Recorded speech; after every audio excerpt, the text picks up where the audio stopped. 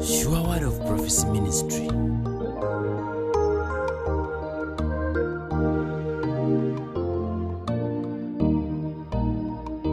Tulina kulwana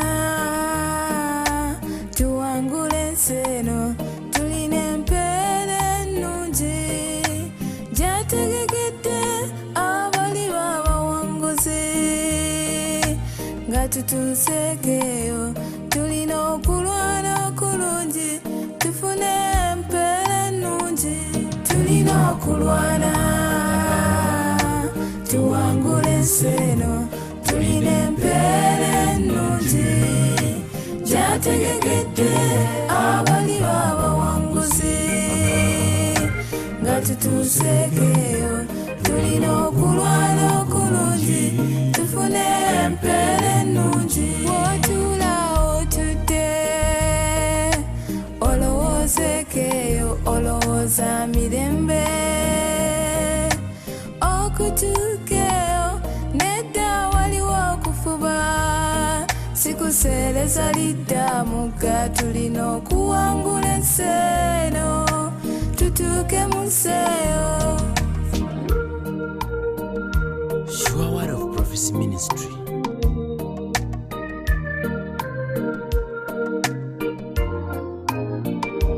Tulina okulwana tuwangule enseno, tulina empeera ennungi gyategekedde abali b'abawanguzi nga tutuuseekeyo.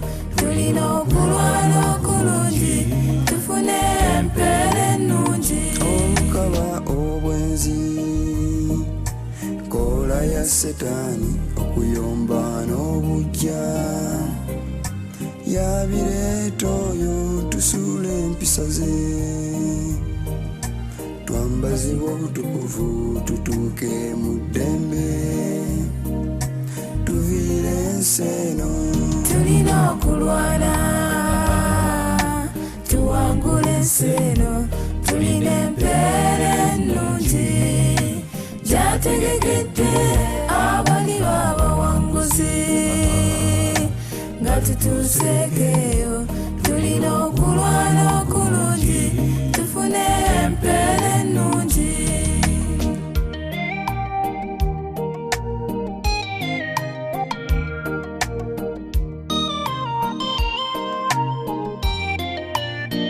Byonna ebyo byategese ndibifuna ntuuse nga nsomosa amayengo g'enseno. Ndiba mu ddembe byonna ebituluma tebiriba museeyo. Nze nga mpangudde enseno ndifuna omubiri gw'ekitiibwa. Tulina okulwana tuwangule enseno, tulina empeera ennungi gyategekedde abali b'abawanguzi nga tutuuseekeyo. Tulina okulwana okulungi tufune empeera ennungi. Nwanya okulwana okulungi, olugendo lutuusizza, okukkiriza nkukuumye. Ekisigaddeyo enterekeddwayo engule ey'obutuukirivu. Mukama waffe gy'ali mpeera ku lunaku luli asala emisango egy'ensonga, so si nze nzekka naye era ne bonna abaagala okulabikaako. Tulina okulwana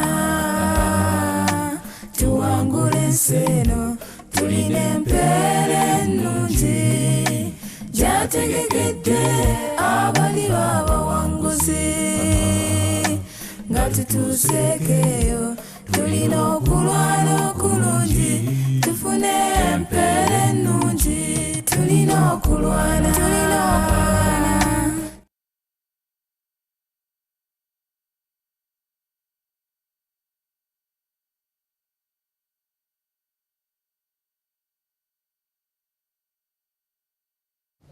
Okubanga tuli ffenna okuweereza mu maaso ge. Mpozi nebaza Mukama olw'obulamu bwammwe n'obwa buli kinoomu. Wiiki tebadde nnyangu mulamu gwa bulijjo nenebaza mukama kubanga tugiyiseemu n'emirembe olw'ekisa kye. Olunaku lwaleero sigenda kukwata amasimu era buli asuubira okukuba essimu mpozi ku Tuesday naye olunaku olwaleero tujja kuba tuyiga buyizi olwakadde nti tetwagala kalya nnyo ate ng'ebyokuyiga bye bingi so nga tebisa ebisinga nebibuuzo ebibuuzibwa tuba tugenda biyigako mu maaso.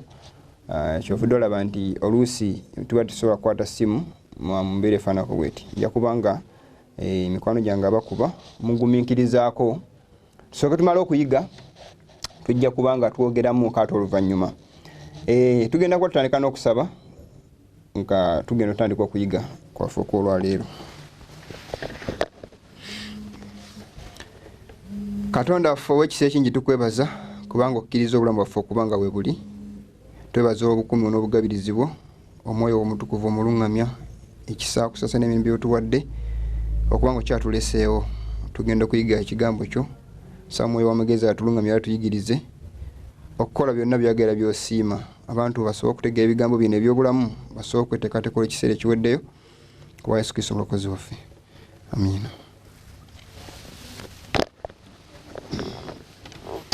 Abantu ba Katonda tugenda kuba nga tutandika ng'enteekateeka yaffe weeri naye sijja kulema kutumirako mikwano gyange bannyinaze baganda bange bali ku TV kati nga mulaba nga mwekuumiddeko. Mbeebaza nnyo olwakadde ke muwaayo ne mwerekereza okuyiga ebigambo bino. Era sijja kulema kwebaza muganda wange Busuulu wa Michael ansindikiddeko message angambye kwendi ndaba. Nkwebaza nnyo Mukama akuwa omukisa. Mwennyinaze Esther nawe nkutumiddeko nangambye nayange kwendi ndaba. Brother Solomon sijja kulema kutumirako. Muganda angali mabega wa kinaawe ekireka ekyengeraawo. Muganda erinnya lyo ndiradde naye nkutumiddeko nnyo weetegedde twalabaganako mu kati mu wiiki nemanyi kooli olaba. N'abala bangi nnyo abooluganda ab'ekyetume, abooluganda ab'ennamuŋŋoona, abooluganda ab'ebugerere bonna batumiddeko Mukama waffe Yesu Kristo. Mbebaza okubeerako nga mulaba. N'abalala besoodde kwogerako kumanya naye nga muli mulaba mwannyinaze Esther Busiika. Olivia Busiika nawe nkutumiddeko nnyo. Mukama akuwa omukisa. Kiba kya buli azamanyi obutatumira ku bantu abo bansiiga message mambi nangamba kwe tuli tulaba bazzaamu amaanyi. Agamba nti webale n'okuyigiriza okulungi bwe kutyo. Mbebaza kubanga musiima. Naye era newankubadde mu Pasco naye kwali muganda waffe Pasco naye kwali webale nnyo nkulabye. Mpozi temubulamu mpulunguse.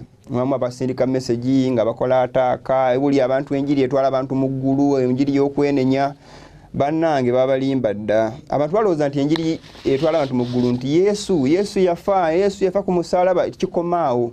Abantu balina ne mentality nti Yesu Kristo yafa n'akola byonna emirimu gyabwe n'agimaliriza. So omugamba nti mune tukume etteeka lya Katonda ebyo tebinkwatako Yesu amateeka gaatulema najja n'abitukolera. Katonda oyo Yesu oyo simutegeera ne mu Bayibuli taliimu. Abagamba nti yabakolera emirimu gyonna kati mulina kutula wansi ne musiita byonna ne byekola bwekozi. Baganda bange tekiri ekyo. Mukama ayagala tukole obutuukivu babukola.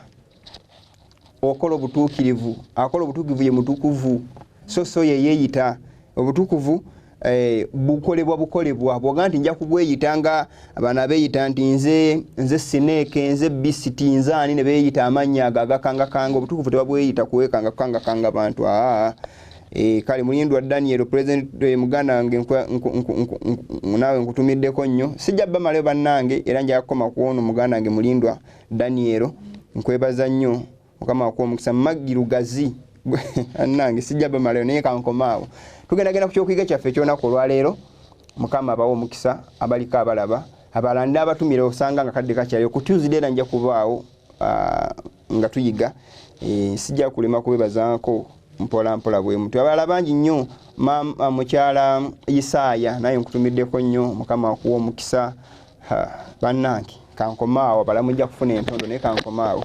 Katutandike ekyokuyiga kyaffe kyonaku olwaleero nga Mukama bwali ow'ekisa. Katugende ku lutimbe naye nga yatandike n'amaloboozi n'akatambi ka Trump kaneeno twikabonoka ensolo kejuze tambula nako ebbanga lyonna. Ku Tuesday nja kubanga ku Tuesday tufuna ekyokuyiga ekyenjawulo. Ku Sabbiiti tujja kuba tuyiga obunnabbi.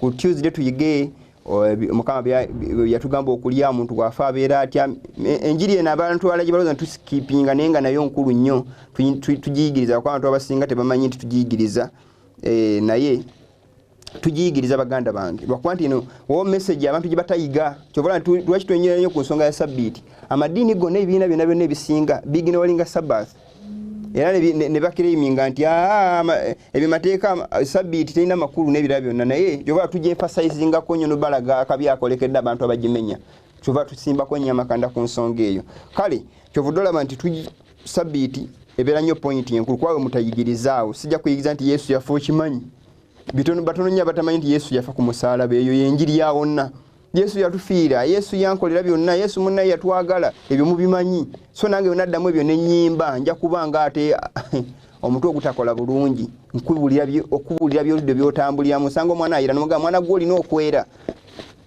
for what so ni okubulira kino kyolagajjalidde ekinyusa ekikulu kyemubuusa obubaka obw'ekiseera obwawula embuzi n'endiga ojja kweyawula ogambe ndi mbuzi oba ndiga kijja kuba gy'oli naye nga ekyawula tumaze okikulaga ekitala kya Katonda kimaze okusala ne kyawula mazima n'obulimba katugende ku lutimbe tulabe tunaku akatambi kaako tumala okukalaba nja kuba neeyongerayo nga tumaze okukalaba katugende mu maaso. Thank you very much. At my direction, the Centers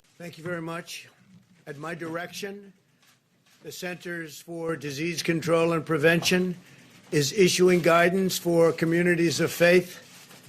I want to thank Dr. Redfield and the CDC for their work on this matter and all the other work they've been doing over the past, what now seems like a long period of time. Today I'm identifying houses of worship, churches, synagogue, and mosques as essential places that provide essential services. Some governors have deemed liquor stores and abortion clinics as essential, but have left out churches and other houses of worship. It's not right. So I'm correcting this injustice and calling houses of worship essential. I call upon governors to allow our churches and places of worship to open right now. If there's any question, they're going to have to call me, but they're not going to be successful in that call. These are places that hold our society together and keep our people united. The people are demanding to go to church and synagogue, go to their mosque. Many millions of Americans embrace worship as an essential part of life. The ministers, pastors, rabbis, imams, and other faith leaders will make sure that their congregations are safe as they gather and pray. I know them well. They love their congregations. They love their people. They don't want anything bad to happen to them or to anybody else. The governors need to do the right thing and allow these very important, essential places of faith to open right now for this weekend. If they don't do it, I will override the governors. In America, we need more prayer, not less. Yakoma kawo katono. Mwido omusajja Trump ebigambo byayogedde ebigambo bibadde byakabeerawo nga akubiriza abantu nga akubiriza abakulembeze okuggulawo amasinzizo okulaba nga abantu baddamu okuŋŋaana n'okusinza. Ebigambo ebyo mubiwulidde. Naye tuze tulaba ebigambo bino omusajja ono agenda nti abantu abamanyi nnyo abayagala okola okusole those people who the leaders bagamba abagala congregation zaabwe abamanyi bulungi nnyo era abategeera. So abantu abo tujja kubanga tubategeera maaso eyo mpola mpola lwaki ayogedde ku nsonga lwaki bagamba okugula amakanisa kakati kituufu okugula amakanisa kituufu bagenda gaggula naye kyetulina okwetegeeza kyekiriwa nga bagula amakanisa ganeeno tetwerabira agenda gye tuize tuyigako egenda maaso wengenda okubanga nyongerako maaso nja babulira ebigambo lwaki Trump yabyogedde maaso eyo mu kyokuga kino be kinaddako nja kubabulira lwaki kati waliwo enkola okugamba nti baddemu bagula lwaki kati balaga nga bakyenfosinga bagala nnyo kibeere kikole baddemu bagulewo amakanisa oba amasinzizo tujja bituwako maaso naye katugende maaso katambi kano yagadde kabala gakolwa embeno gye tuyigako eya Sandero nti ejja ne coronavirus byerese nebira byonna ne katandikende maaso ku lutimbe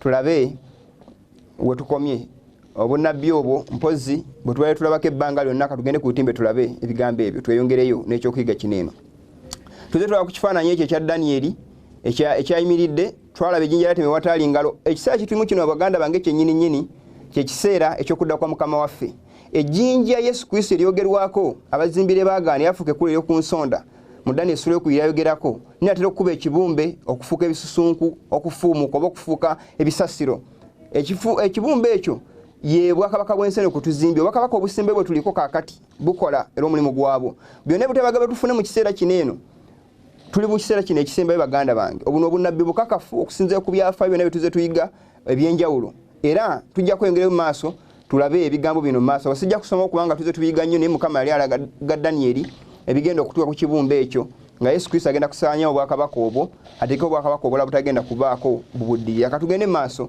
n'ebigambo ebiddako abaagala samoni zino mujesanga ku YouTube ekibumbe ekyo obwakabaka bw'ensi buyimiridde tuze tulaba kinaatera okubanga kikubibwa Kristo anaatera okusaanya obwakabaka obwo okuteeka obwakabaka obutagenda kubaako kkomo ebbanga lyonna byonna bye tulaba bivizingako byafaayo bya nsi eno yaddamu tebabiraba bafuuka batalaba ne baziba amaaso gaabwe naye gano ge mazima ekiseera kiweddeyo mukama waffe akomawo ekiseera kyekino omukazi oyo omwenzi tuze tumulabako ekkanisa eyava ku mazima Paulo gyayogerako obukatuliki ne buyingiza ensinzi etali ya bukristaayo mu kusinza okw'amazima tuzisobirako okuteekawo sande okusabira abantu abafa nti omuntu wafa asigala ategeera n'ebirala bingi nnyo pozi tujja kukomako katono nnyo nga tuyimiriddeko katono nnyo abaagala okulaba videos zino eno YouTube channel eyo mugiraba eyitibwa S oba SWOP UG with POGM USA SWOP UG with POGM USA mugende mu liking page eyo mu subscribing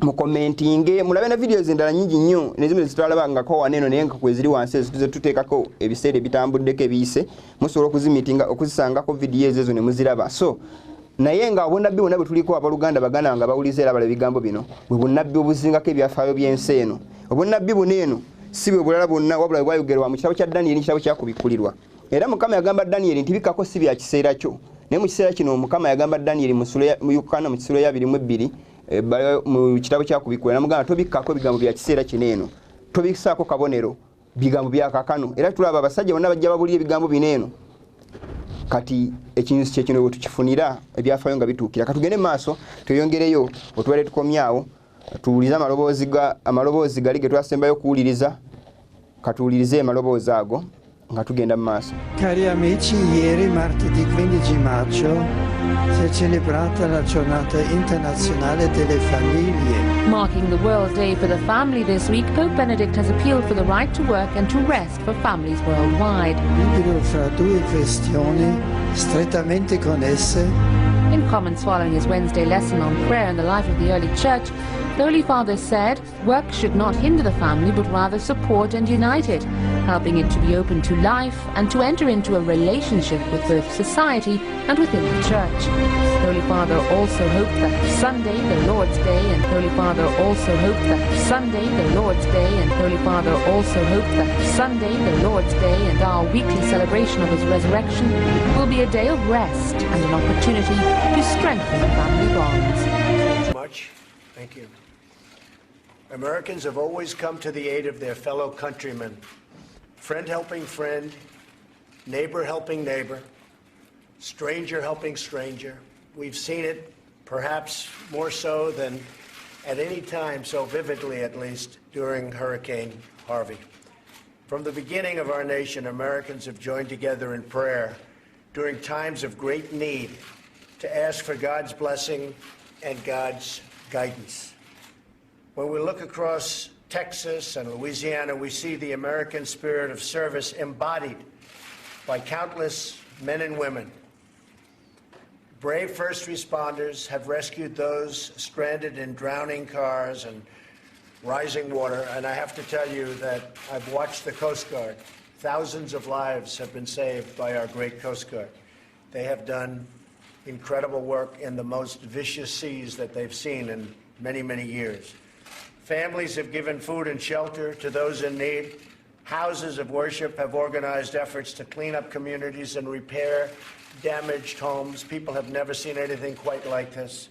Individuals of every background are striving for the same goal, to aid and comfort people facing devastating losses. As Americans, we know that no challenge is too great for us to overcome. No challenge. We invite all Americans to join us as we continue to pray for those who have lost family members and friends, and for those who are suffering from this great crisis. And behind me, we have faith-based people who are highly respected, and especially so in their communities where they're not only respected, but they're loved. Evangelical leaders, Christian leaders, many people of faith. And I just want to thank you all for being with us today, because we're going to be signing a day of prayer, and that'll be on Sunday. It'll be a very special day, and I don't know when this was done last, but it's been a long time ago. Yes. Is that a correct statement? Right. It's been a long time ago. Tujjukira omusajja tukugenda kudda ku lutimba tulabe ebigambo ebyo byenjagala tusomeko byennyini nnyini. Tulaba mu Constantine 3:21 AD omusajja agambye tajjukira kino kyasembe okukolebwa ekyokusigninga a day of prayer okulaba nga lu authorizing ba government n'ebino tuze tubiraba. Let all judges and all city people and all tradesmen rest upon the venerable day of the sun. Bawumule kunaku olukulu ennyo olwa Katonda njuba. Pozi olunaku lwa Katonda njuba luno erimu ne Christmas tujagenda maaso. Erimu ne Christmas gye ba celebrating nga 2 mu town December. Mulaba mu olukiiko lwa Ludekia nga 29 tulaba mu AD 3:6 bagamba nti ebyekiyudaaya babikomye bayirwanyise nekyewunyisa bakomye ebyekiyudaaya naye tebagaana nko kuwa kitundu kya 10 kubanga kyali ky'Abayudaaya. Nekyo kyo teri nzikiriza ekigaana naye ng'ate bagaba ebyekiyudaaya birina okukoma naye ebyekiyudaaya bagaana temulimu kyabya kimu kya 10 nikubanga abantu baagala ebyokufuna n'ebyokulya. So naye ebyekiyudaaya bagaba bikomye naye ate abantu bakyabagamba baweeyo ssente. Kale ekyo tukatuveeyo nekinyago balaga nti enkuŋŋaana nnyingi nnyo ezize zibaawo zibagamba zigende mu maaso bintu bingi byagadde okukola okuteeka mu nkola nenge bisinga binanga tumanyi nti byava mu bukafiiri omuli Christmas omuli Easter omuli Sunday omuli mikolo mingi nnyo Ash Wednesday ennaku zonna ezikwatibwa Mother's Day. In fact nayo tujja kufuna ekyokuyiga ekyo lumu tulabe origin ya Mother's Day zonna zali celebrations tezali za bukristaayo era ne ba celebrating aho tujja kubanga tubira bigambo ebyo. So bintu bingi nnyo abantu batambulyamu era ekisinga obukulu ennyo ekibi nnyo abantu bakutenye enfumo ne traditions obolombolombo ne baba ku kigambo kya Katonda. Bible eri mu buwandiike sabbiiti naye abantu bagirwanyisiza nnyo okusinga ne bagulumiza ate ebitali mu buwandiike kyewuunyisa naye nga abantu ba-celebrating ebintu ebyo ne basanyukira n'obisanyuka ne babyesunga naye kya Mukama ne bakiginowalinga. Tujja kugenda mu maaso katugende mu maaso bwe tugenda mu maaso tulaba tujjukira mpozi nga tukomyekaawo katono tulaba America tulaba nga mu kitabo kyakubikulirwa essula 13 tulaba obwannabbi obwo buli mu kitabo kya kubikulirwa essula 13 okuli ensolo eyalina emitwe omusanvu ng'efaanana ng'engo tuze tulaba ebigambo ebyo ebyenjawulo tulaba ensolo eyava mu nsi n'ebirala bingi nnyo tuze tulaba. Ensolo zino eno buno bunnabbi nga tuze tubuyigako nga tubulabako obwenjawulo era obutali bumu naye nga tulaba ya America ensolo eri tujjukire eya waggulu tulaba nga Bible nga egenda kumala yogerenga ogusota ensolo eyali ey'eddembe yali ekolanga Mukama bw'ayagala ng'erina ewa abantu bayo eddembe ly'okusinza ng'emala ekole amaanyi agakalibwa mu Dark Ages okuva mu 538 mpaka mu 1798 esinzise bonna abatasinza nsolo n'ey'olubereberye yayina ekiwundu ekyokufaana ekimala ne kiwona mu Dark Ages tujjukira nga bakomye obwakabaka mu 1798 ensolo n'emala nesinza naye katugende maaso tulabe ebigambo bino eno tweyongereyo. So ye abatula ku nsi bonna baligisinza katugende maaso bajja kusinza ensolo eyo era America eyo gye mulaba asayininga Day of Prayer, National Day of Prayer wuuyo Trump nge mulaba abigambo bino twabirabako naye mbiddamu buzzi tujja kugenda maaso ebigambo twabirabako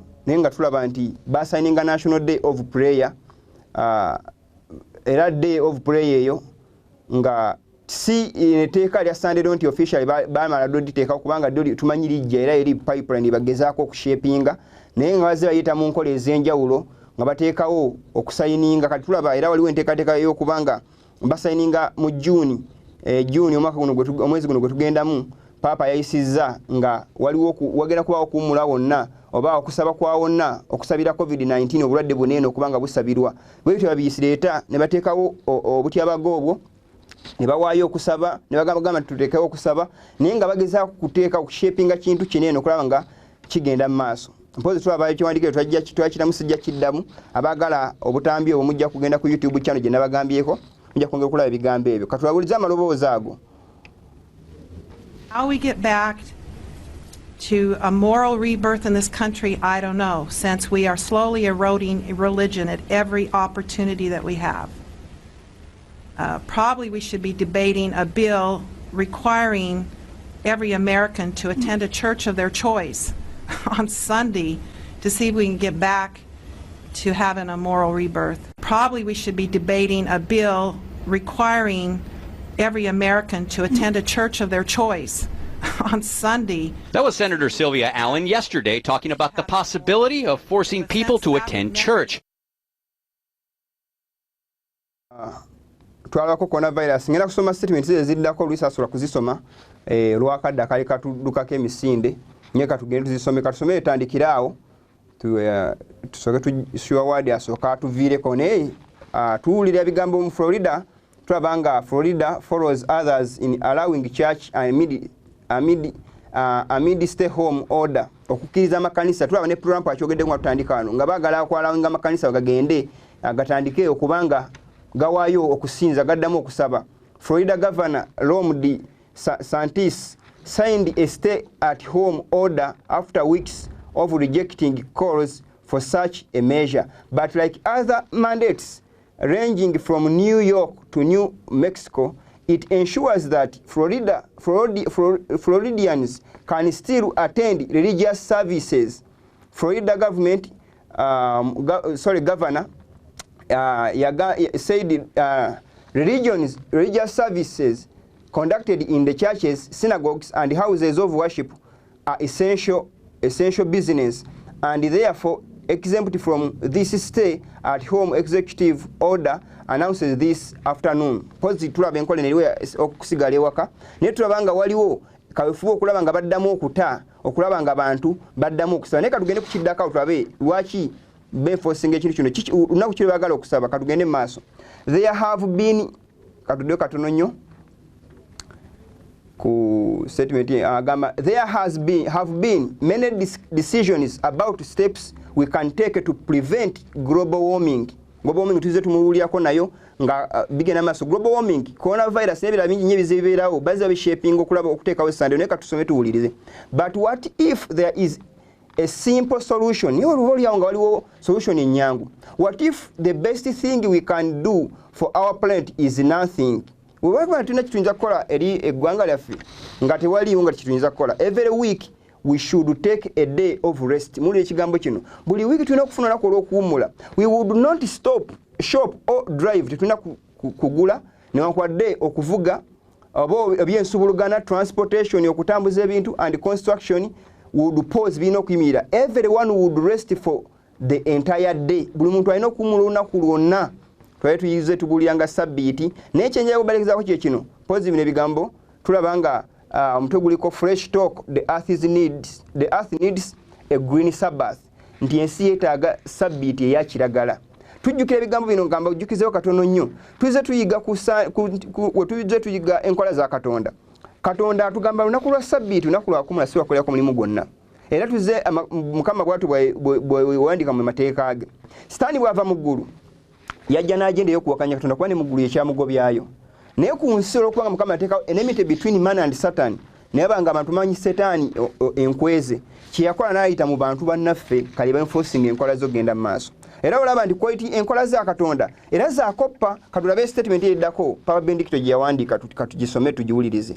Agamba bw'ati Papa Benedicto: the disturbing spread of social discord war, injustice and violence in our world, okusaasana kwa bino ebitutawaanya mu nsi, entalo n'obutabanguko mu nsi yaffe, can ultimately be countered only by a respect, by renewed appreciation, okuddamu okuzza obujja n'okusiima, and respect n'okusaamu ekitiibwa for the universal moral law, etteeka erya wonna nga lifuga wonna, whose principles derived from the creator himself. Tinga enkola zaalo tuzijje kulya Mukama lennyini. Mulaba ndowooza enkola eno Mukama agamba ku lunaku olw'omusanvu tuwummule, ne bano bagamba sabbiiti yabwe waliwo okuwummula, one day in a week yolina opoozinga okukola emirimu.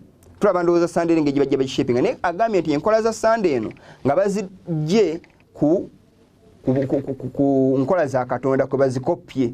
Katugende mu maaso twongere tulabe ebigambo bino eno, katweyongereyo. Papa Benedict nabagamba yali maje ga Nazi nga muvubuka Sister Cross ezo tulaba bingi nnyo, Hitler's Youth yabeereza. Katugende mu maaso ebyo just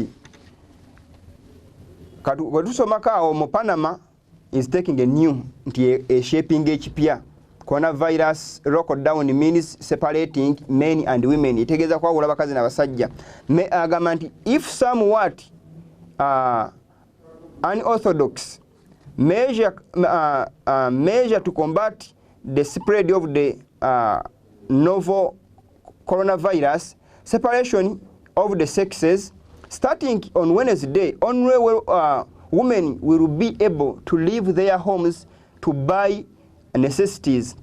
On Monday, Wednesday and Friday, men in Panama will be allowed to venture outside to run errands on Tuesday. Thursday and Saturday, everyone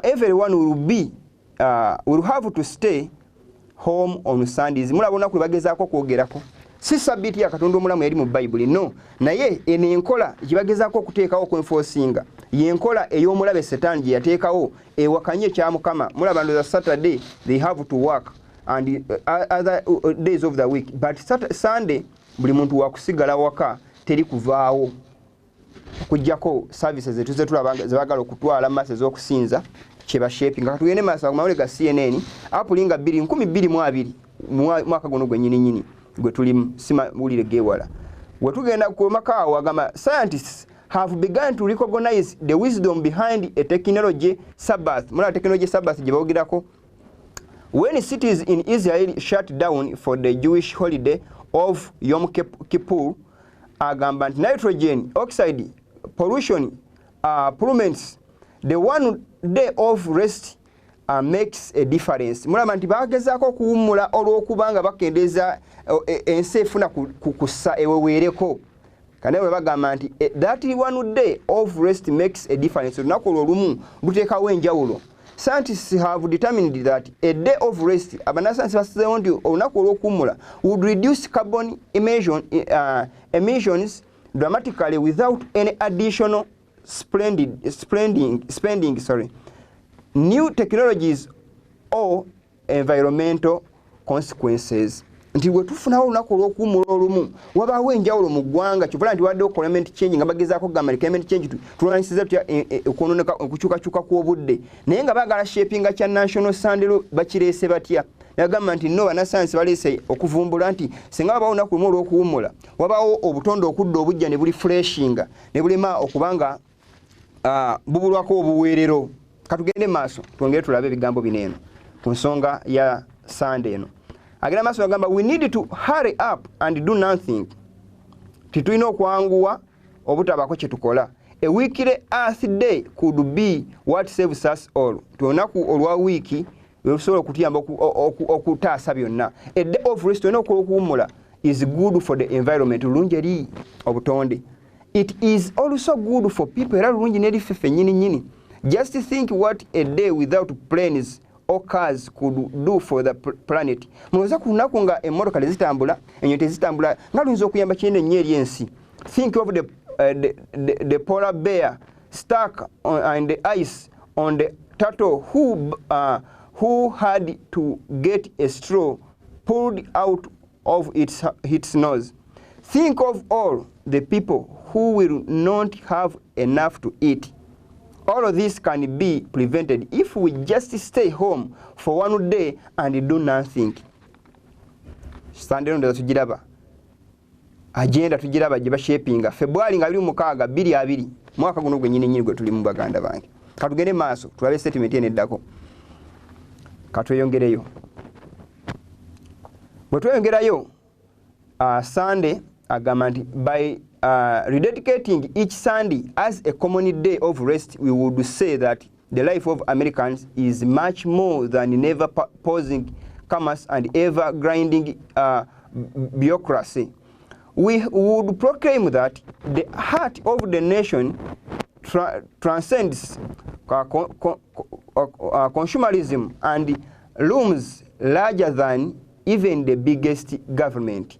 We would emphasize that the real value in a country comes not from its GNP or tax collections, but from families, faith, communities.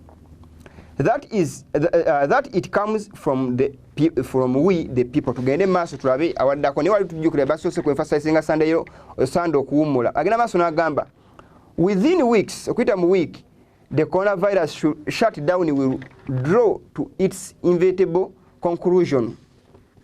Life will settle into a new normal. Obulamu bugenda kudda mu butereere. At least one societal change resulting from the quarantine could do wonders to reinvigorate our national sense of family, faith and community. Let's give serious thought to reinstating at least some of the time honored Sunday closing laws nga tusamu ekitiibwa amateeka gaggalangawo ku lunaku lwa Sunday, sort of a one day per week modified stay at home request.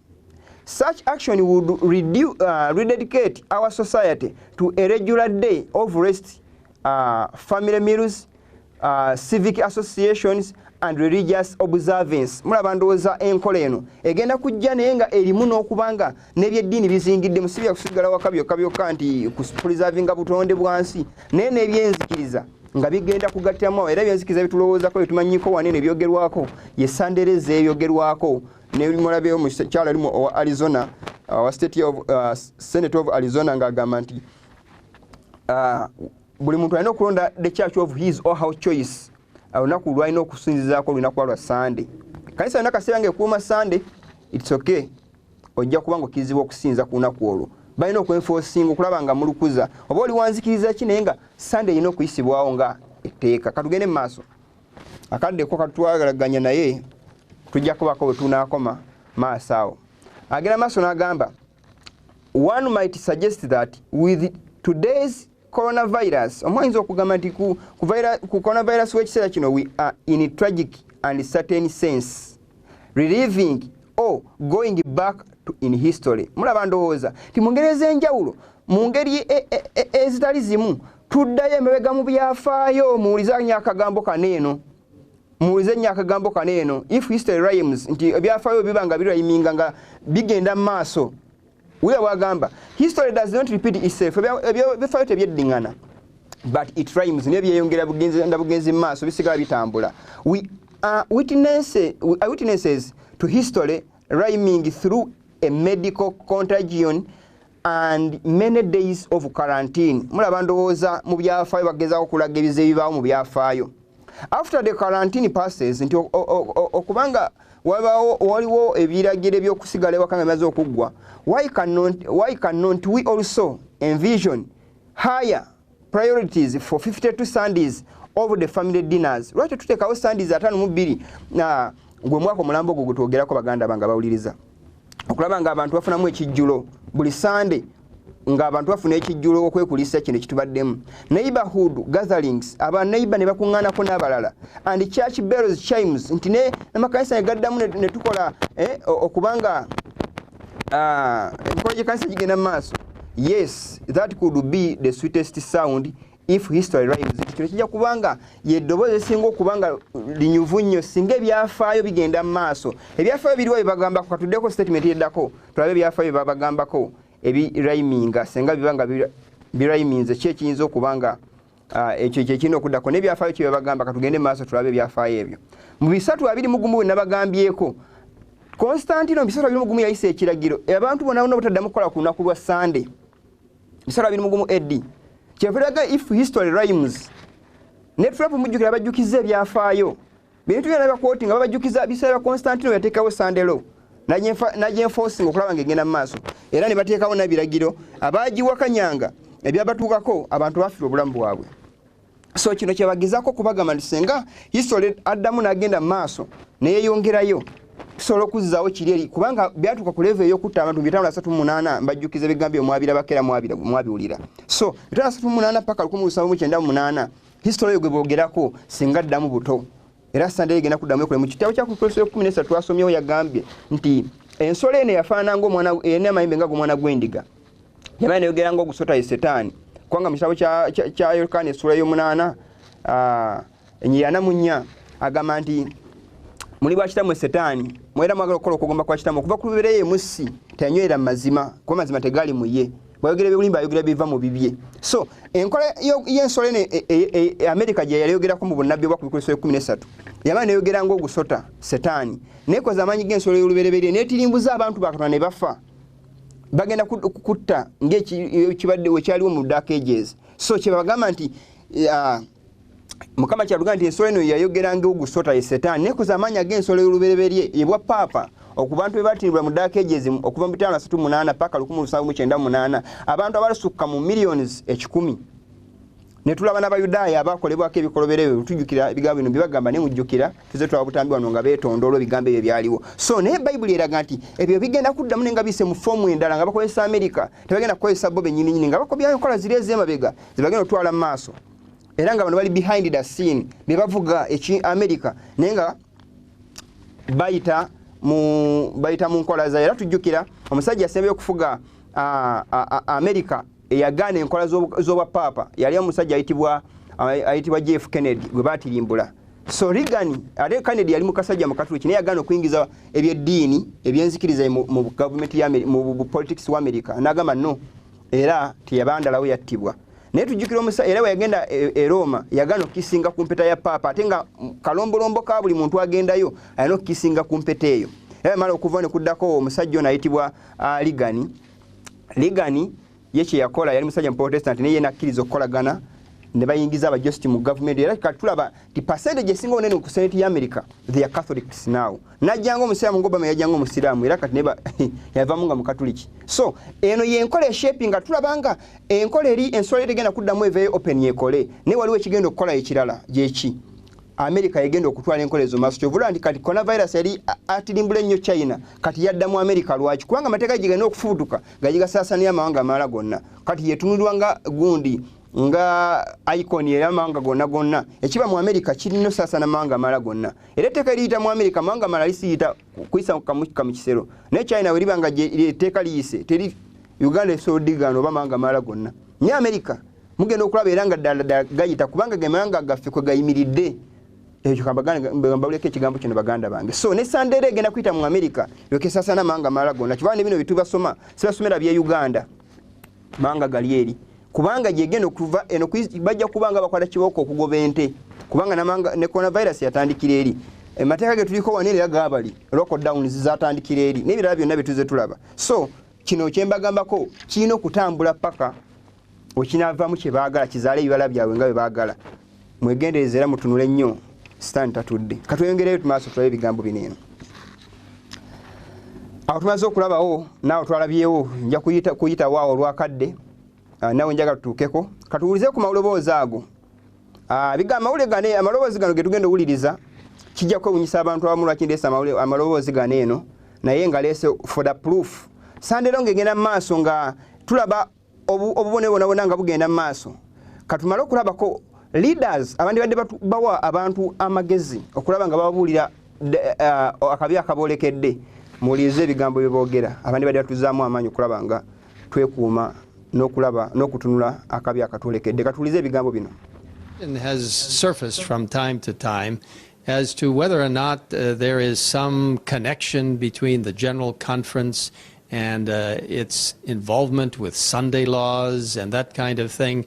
Also, strange rumors that have been floating around in the internet for a number of years, actually, that the Pope has contacted the United States President. Strange rumors that have been floating around in the internet for a number of years, actually, that the Pope has contacted the United States President. Strange rumors that have been floating around in the internet for a number of years, actually, that the Pope has contacted the United States President, who has contacted the General Conference President about national Sunday laws and all of this. I want to tell you that this is absolutely incorrect, totally false. I want to tell you that this is absolutely incorrect, totally false. I want to tell you that this is absolutely incorrect, totally false. Somebody somewhere imagines certain things and puts it on the internet, and then people believe what they read. Understand that, yes, national Sunday laws will come, persecution will come, but nothing of that sort is in the pipeline at the present time, nothing that we have understood. But nothing of that sort is in the pipeline at the present time, nothing that we have understood. The question has surfaced from time to time as to whether or not there is some connection between the General Conference and its involvement with Sunday laws and that kind of thing. Also, mulaba ekifaananyi ekyo omwami oyo muddugavu ne paapa nga bakutte mu mikono. Mpozi kimanye ekigenda maaso kati kwe kulanga amadini gonna gagatibwa mu kibondo kyekimu. Era tumaze okulaba paapa nga akutte omwami omukono naye nsoso bazannyira amaloboozi ago nga bagamba nti there is no connection between the General Conference of SDA and the papacy. Oyinza obutawakana wabanga akyogedde bw'atyo kusinzira ku nsonga ye n'ogamba no oyinza okuba yerwanako nga kituufu tewali connection. Tumaze okulaba Gano Diop General Conference nga atula ku General Conference nga tulaba nga ate ayine paapa agati wali connection mu nkiiko zino ze mbagambako ze ziriwa bakyuza enkiiko zino zitulwa buli mwaka mu mwezi ogw'ekkumi. Buli mwezi ogw'ekkumi buli mwaka enkiiko zino zituula ezigatta amadini gonna mu nsi yonna. Era Gano Diop of the General Conference yakiikirira SDA General Conference headquarters. So kiche mbagambako waneeno, leaders are now have turned their backs against the truth. Leaders mujjukire mu kiseera bya Isirayiri abantu abanyagamu Mukama olukwa amazima balinga ba leaders. Message lwana tubulya nga tulabula abantu. Now the leaders are saying that don't preach, don't spread rumors, keep silent, just stay calm, they will come but not now. We are now still enjoying the world. Don't preach that message. This is not the time for it. Naye bagati waliwo connection between these two. Netumaze okulaba enkungana zino buno butambi njabalage bwenjawulo bungi nnyo just wano balazeeyo katono naye ng'enkungana nnyingi zibaze batuuza nga bagezaako okulaba nga bapika ekintu kyono kigende mu maaso ekya World Council of Churches okulaba nga bateekawo pulezidenti omw'ekkanisa ensinzeemu omukulembeze omwatu afuga ensi eno yonna nga webwa paapa n'ebibiina bingi nnyo bigezezaako ne mu Uganda tulina Intelligence Council waliwo okuŋŋaana okukolera awamu okulaba ng'enkolero zigenda mu maaso katugende mu maaso tulabe ebifaananyi ebyo n'amaloboozi ago. Sunday laws and that kind of thing. Also, strange rumors that have been floating around in the internet for a number of years, actually, that the Pope has contacted the United States President, who has contacted the General Conference President about national Sunday laws and all of this. I want to tell you that this is absolutely incorrect, totally false. Somebody somewhere imagines certain things and puts it on the internet, and then people believe what they read. National Sunday laws will come. Persecution will come. Omusajja atuse ku level naga nti strange rumors zisaasaana ku internet nti papacy ne America balina connection nti nazo ziyise ŋŋambo. Kambozeko baganda nga bali abawuliriza omwadvent omutuufu gwe amanyi obubaka bw'ekkanisa messages zeebuulirwa nga abantu balabula olwakabi akolekedde. There is no connection between the Pope, the papacy and the United States of America. Omundi ogunaddako nyera balaga obutambi akatali kamu obutali busatu nga ba General Conference president abenjawulo nga ba presidents abenjawulo nga agenjawulo n'Amerika nga kweri nga bagenda mu nkiko ez'akafuuno bwa paapa. n'ebiragiro ebimu byali biwereddwako okuva Vatican nga biwebwa bategeeza America okubaako kye bakola. So bingi nnyo naye otuulanga waliwo enkola egamba nti tewabaawo tewaliwo connection yadde ekiga tewaliwo mbeera yonna. These are blind leaders, leaders of the blind. If you are still led by these leaders, my friend, you are a blind, being led by the blind. Abantu baneeno tujjukira obunnabbi obwayogerwa mu obulaga Catholicism nga infiltrating leadership y'ekkanisa. Ekkanisa emu kabi kanene tujjukira abasajja abaasuwanga Isirayiri mu biseera ebyasooka nga baamala kuyita nga mu bukulembeze bakabona ne bagatta n'obukulembeze obwali mu kiseera ekyo ne bawakanya amazima ga Katonda ne bajeeza ekkanisa eggwanga lya Katonda ne bifuna emitawaana egitali gimu. So mu kiseera kino kye kimu tulabagano ne Diop nga begatta wamu n'enkola z'obukaafiiri oba n'abalabe ba Kristo era nga bagenda mu maaso mu nkiiko zaabwe z'ekyama okulaba nga bateeseza ebigenda mu maaso mu nsi. Katulabe ne wano mu Uganda katono nnyo tutuukewo osanga tunaakoma olwakadde tujja kweyongerayo mu maaso eyo after. Naye katulabe n'ebigambo bino eno katugende maaso ku lutimbe tweyongereyo. But nothing of that sort is in the pipeline at the present time, nothing that we have understood. Don't spread rumors. Don't spread inaccurate information. Spread the truth.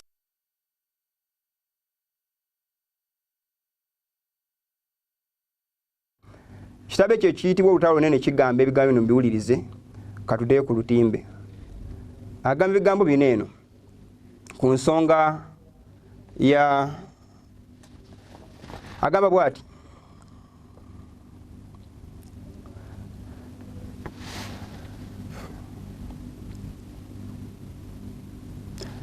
heretofore those who presented the truth of the third angel's message nti okutuusa kakano nti abazze babuulira bubaka bwa malayika owokusatu have often been regarded as mere alarmists.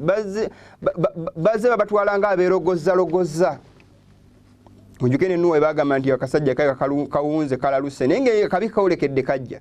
But as the question of enforcing Sunday observance is widely agitated, tinenge enkola ya Sunday okubangera maaso nga egenda erya esaasaana, the event so long doubted and disbelieved nti ekintu mulindo ekize kibuusibwa nga era tekikkirizibwa is seen to be approaching, and the third angel message will produce an effect which it could not have before. Nti obaka buno malayika owokusatu bwogera nti omuntu yenna bw'asinza ensolo n'ekifaananyi kyayo bakkirizaako n'okensolo okukinjuba ku mukono gwe sande gye twogerako n'ekifaananyi ky'ensolo amadiini agegatiddamu okukolera ensolo ekifaananyi obwa paapa nti bayibuli message eno egenda kutambula mu maanyi abantu bagiwulire okusinga badde bagiwuddeko kasookedde ebuulirwa kubanga yeno message erabula abantu okudduka kabi akaboolekedde. Ekkanisa ensi kati ziri wamu ebibiina kati ebyenzikiriza ebiri national establishment biri mu kibondo kyekimu okulaba nga batwala enkola za new order maaso. Kifaanana nti okusaba okubeerawo bakuŋŋaana bonna okugenda okuwaayo okusaba tebakyayawula Katonda wa bulimba na wa mazima. Kyovudde olaba nti mu biseera tetukyalina beeriya mu kiseera kino katudde ku screen katono baganda nga bawuliriza tetukyalina beeriya mu kiseera kino. Beeriya b'ennaku zino ne bayimirira ne baopposinga bakabona ba Baali ababulira ebyobulimi eraga nti no musabe Katonda ffe tusabe Katonda owaffe tulabe Katonda kyanaaba ow'amazima. Kati nabo beegasamu ne bakabona ba Baali bakoowola Katonda ow'omu ggulu. Bayibuli nga temwegenda batakiza ko temwenkanankana ekisikiza ngo sente biyinza kutabagana kale muve wakati wabo mweyawule bwayogera Mukama temukoma ku kintu kyonna ekitali kirongoofu nange n'abasembeza tosobola gamba nti obuulira message bwekyo newegatta n'omuntu awakanya Kristo openly. Togeze mubulira nji ne mugenze kwegatta wamu mukawabulire Katonda asonyiwe eggwanga alisaasire. Abakulembeze ab'ensi no tobanenya kwanga bo bansi ne spiritual leaders okugagatta wamu nenga lomwakkiriza nti oli kyaliko kikyamu kyewuunyisa osanga oli nga gamba nti Yesu si mwana wa Katonda gamba Yesu mwana wa Katonda ne bonna beegasamu bakoole Katonda. Baganda bange mukozese obwongo muzuukuke wewe ekintu ekitandise okubikkako abantu ku maaso naye ng'ate kifula kirese mu kyambalo eky'ekintu ekirungi n'ekishepinga kye bayita okwegatta okuzimba ekintu ekimu okuteekawo ensi emu eggwanga erimu obukulembeze obumu ne agenda ezifaanagana okulaba nga enjawukana zikoma batalike kye bayita so much in common. Era ebyo byatandikadde okubulya ekyawamu ekifaanaganya buli omu kyafaanana munne. Kanfundike na butambi buno obuddako butono nnyo tufundikire ebigambo bino katulabe katweyongereyo.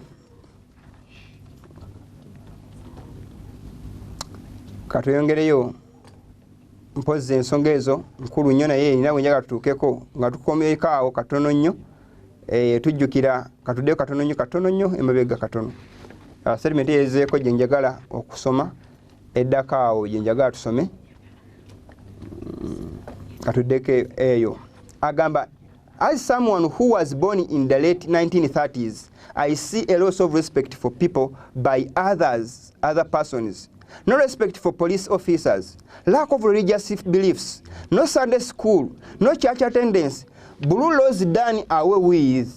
Nti kubanga mateeka aga blue laws ge mateeka ga national standard agaliwo nti gavuddewo. Believe this or not, Sodom and Gomorrah were destroyed because their people were evil. Nti amateeka ga standard gavaawo yeso nga kimulaba akabutabanko bungi mu nsi. Daily News. Mulaba ndowooza baganda bange amolegano gatafuluma mu 2018 February. Nabagamba nti blue laws ezavaawo zeetaaga zikomewo. Blue laws katugende maaso tuzijjukira tujja kuyitawo speed 3:2 tuze tuzisoma katugende maaso. Ezo eza Constantino zeyateeka mu 3:2 kulanga enforcinga Sandero tuziraba katweyongereyo ezo tuze tuziraba nga tuzisomako ezo tuze tubiraba mateeka gajja gayisibwa so tulabanga kyebagezaawo okulaba nga beenforcinga tugende maaso ena eddoboozi njaga tuwulizeko eddala muliwulirizeko baganda bange abawuliriza ebigambo bineeno era balaba abali ku lutimbe nga mulaba ebigambo bino katweyongereyo bwe tweyongerayo tuwuliza amaloboozi ago Sandero abaga tewali kiri mu pipeline mu kiseera kino tewali kye twategere tuleme kusaasaanya ŋŋambo muwulize akatambi kaneeno muwulirize ku Sandero biki ebitambula katuwulirize amaloboozi gano. And love shopping on the weekends, then that is about to stop very soon. The new Italian government will introduce a ban on Sunday shopping in large commercial centers by the end of this year. The reason? The Italian government feels that shopping on weekends is destroying family traditions and creating distance between family members. Deputy Prime Minister said, and I quote, "This liberalization is in fact destroying Italian families. We need to start limiting opening and closing times again," unquote.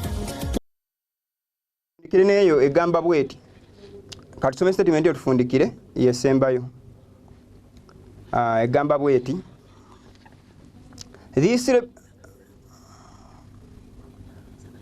agamba bwati katusome statement yotufundikire tujatandikira Tuesday egamba bweti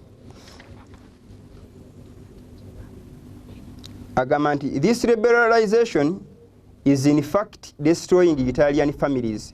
We need to start limiting opening and closing times again. Mulaba ekigambo ekyo tulina okuteekawo eno Italy amawulire gano gemba somera agamba nti tulina okuteekawo amateeka agalimiting abantu okugula n'okuggalawo nate again kitegeeza kyaliwooko akatambi kano kakomeza wakati olwakadde naye ku Tuesday nga sinakwenga kyokuyiga kiranja kumalayo nekyokuyiga kino kubanga kigazeera kikulu nnyo era tujja kwongera okukirabako baganda bange abawuliriza so ensonga gituliko gye mbategeezako baganda bange it is Sunday law, Sunday observance gibagezaawo ku enforcinga bagezaawo okulaba nga bagiteeka mu nkola abantu bagezaawo okulaba nga baddamu okusamiza buli muntu so kyembadde mbasaba mundi oguddako tujja kutandikiraawo saba Katonda atukulembere ebyokuyiga byetuyizeeko mpozi kambasomere YouTube channel kumujja okujja obutambi buno bumisinze n'obulabi mutize mutalaba SWOP with the SWOP UG with POGM USA ebigambo biri abalala mujja kusanga ku WhatsApp mujiraba ku screen yoko WhatsApp ezo enamba ezo eya kulizi ku WhatsApp mujja kubanga mu contactinga ne ku simu kuba ongera okulaba ku bigambo n'okwongera okwogera nabo bubaka bungi nnyo otujja okungera sharinga mukama bakuume tujja kungezaako mubeere bulungi tuwangule seno